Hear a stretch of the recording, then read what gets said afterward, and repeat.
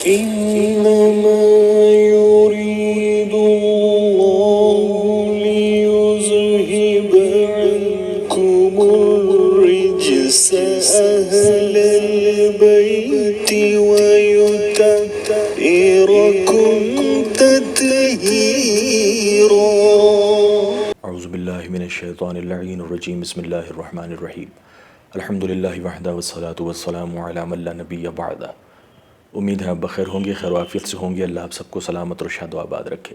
حضرات گرامی، ایک چیز جس کو لے کے بہت پیچیدگی امت میں پائی جاتی ہے، بہت کشیدگی پائی جاتی ہے، بہت اختلاف پایا جاتا ہے. حضرات گرامی، جیسا کہ میں نے پچھلی نشستوں میں، پچھلے بیانات میں عرض کیا کہ ایک طبقہ وہ ہے جو اہل بیت کی محبت کا قائل ہے، اور ایک طبقہ وہ ہے جو اصحاب کی محبت کا قائل ہے، اور دونوں ہی غلط ہیں. کیونکہ جو مشرب اہل سنت ہے اس کے تحت آپ کو دونوں کو ماننا پڑے گا. زیادہ یا کم کہ وہ آپ اپنے عقیدے کے مطابق دیکھیں، واللہ عالم، لیکن ماننا دونوں کو پڑے گا. کسی ایک بھی شخصیت کی، کسی ایک بھی جماعت کے دامن کو آپ چھوڑتے ہیں تو آپ مشرب اہل سنت سے خارج ہو جاتے ہیں، نکل جاتے ہیں، لعن درگاہ ہو جاتے ہیں، آپ اس کا حصہ نہیں رہتے. اس کے بعد آپ کے پاس ایک آپشن بچتا ہے، دو آپشن بچتے ہیں. ایک تو آپ وہی اسی جماعت کا ٹیگ لگا کر اپنا دوسرے عقیدے کو فالو کرتے رہیں جو کہ آپ کے دل میں ہے، زبان پر نہیں، اندر ہی اندر دوسرا عقیدہ پنپ رہا ہے اور ٹیگ لگا ہوا ہے اہل سنت کا.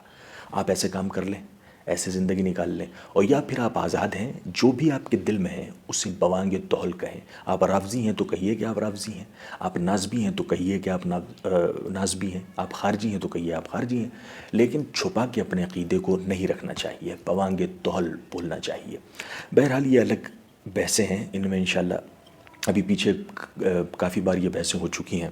لیکن میں آج جو بتانے کا مقصد ہے کہ کئی لوگ بات کرتے ہیں اصحاب کی، کئی لوگ اہل بیت کی.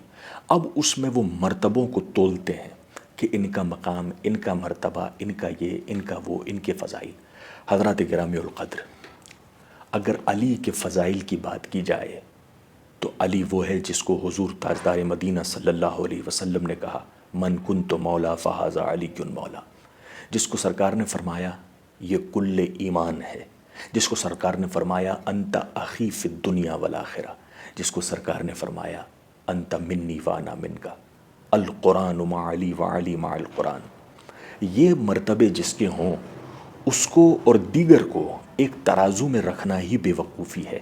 علی کے مقام کو تو، ان کے مرتبے کو، ان کی افضلیت کو کسی بھی ترازو میں نہیں تولا جا سکتا. لیکن یہاں پہ اس ہر شخص کی منافقت یہاں ثابت ہوتی ہے جو علی کے فضائل تو بیان کرتا ہے، ہم بھی کرتے ہیں اور بھی لوگ کرتے ہوں گے، لیکن جو دوسروں کے فضائل ہیں ان پہ پردہ ڈال دیتا ہے.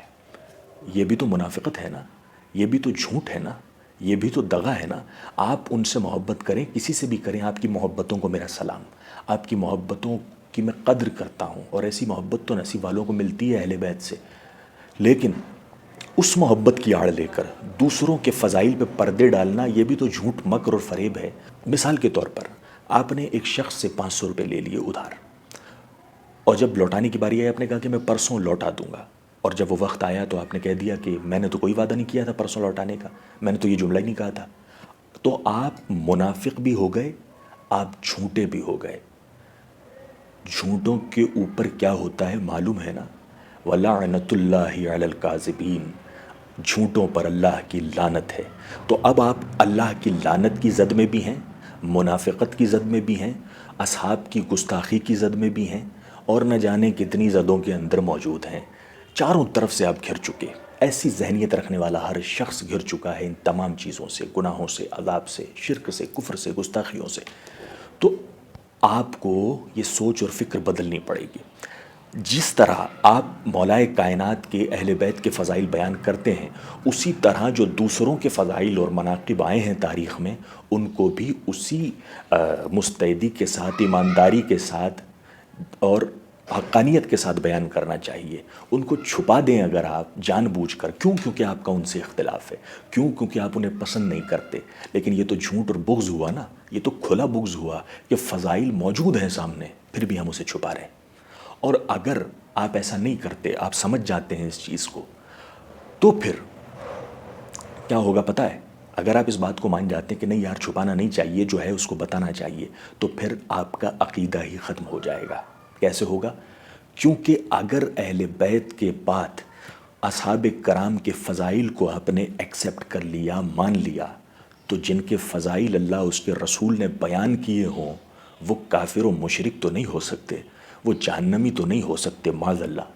تو دونوں طرف سے آپ لوگ گھر چکے ہیں۔ اگر مانتے نہیں ہیں تو آپ گستاخی کی زد میں ہیں، آپ انکار کر رہے ہیں، آپ منافقت کر رہے ہیں، آپ جھوٹ بول رہے ہیں، اور اگر مان لیتے ہیں تو آپ کا یہ جو باطن عقیدہ ہے رافضیت کا، اس کا جنازہ نکل جاتا ہے۔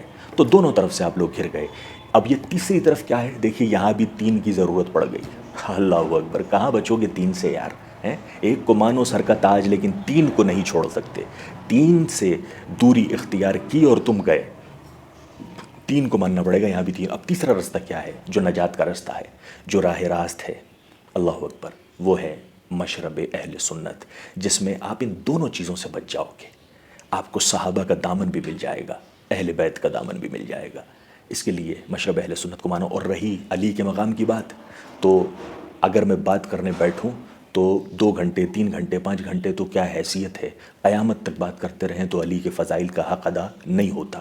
پھر بھی جاتے جاتے ایک جملہ دے کے جا رہا ہوں، اگر پسند آئے تو محبت سے دعا دینا، کہ جس کے غلاموں کے غلاموں کے غلاموں کے غلاموں کے غلام سے ٹکرا کر موت کو بھی موت آ جائے، اسے علی کہتے ہیں، اسے علی کہتے ہیں۔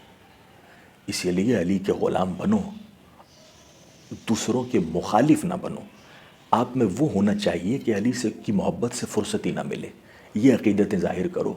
گالی گلوچ تبرے، یہ دوسروں کے عقائد کو اٹھا کے خود کی جماعت میں رائج کرنا سب سے بڑی جہالت، منافقت اور رافضیت ہے۔ اس سے آپ لوگ بچیے۔ That's all. فی امان اللہ، اللہ حافظ۔